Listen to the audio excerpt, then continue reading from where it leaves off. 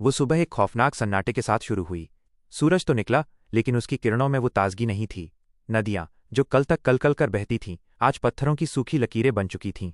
जंगल, जो धरती के फेफड़े थे, गायब हो चुके थे। जहां कभी हरे भरे पहाड़ थे, वहां अब केवल राख जैसा धूसर रंग बचा था। धरती ने जैसे अपनी आंखें मूंद ली थीं। हाहाकार और बेबसी। शहरों में कोहराम मच गया। लोगों ने जब अपने नलों को खोला तो पानी की जगह सूखी हवा की फुसफुसाहट बाहर आई। गगनचुंबी इमारतों के बीच रहने वाले लोग अब एक एक घूंट के लिए तरस रहे थे। बाजारों में सन्नाटा था, क्योंकि अनाज उगाने वाले खेत अब रेगिस्तान में तब्दील हो चुके थे। पहला हफ्ता, प्यास का नंगा नाच, समाज की परतें उखड़ने लगीं। पानी सोने से भी महंगा हो गया। तिजोरियों में बंद दौलत बेमानी हो गई, क्योंकि प्यास रुपयों से नहीं बुझती।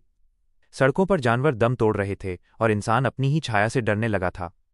दूसरा हफ्ता, दम घुटती दुनिया पेड़ों के बिना हवा भारी और जहरीली होने लगी। ऑक्सीजन का स्तर गिरते ही फेफड़े जवाब देने लगे।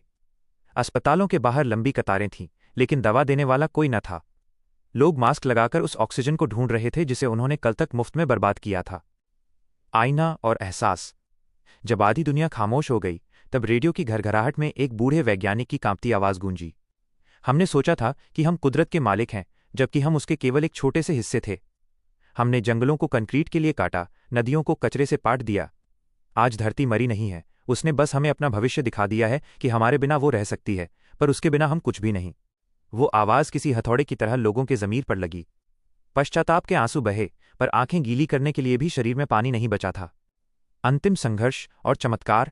बचे हुए लोगों ने अपनी आखिरी ऊर्जा समेटी। वैज्ञानिकों ने हवा की नमी को सोखने की तकनीक पर दिन रात एक कर दिए। कुछ युवाओं ने जमीन की गहराई से पुराने दबे हुए बीजों को ढूंढा। यह केवल जीवित रहने की जंग नहीं थी, ये धरती से माफी मांगने की कोशिश थी।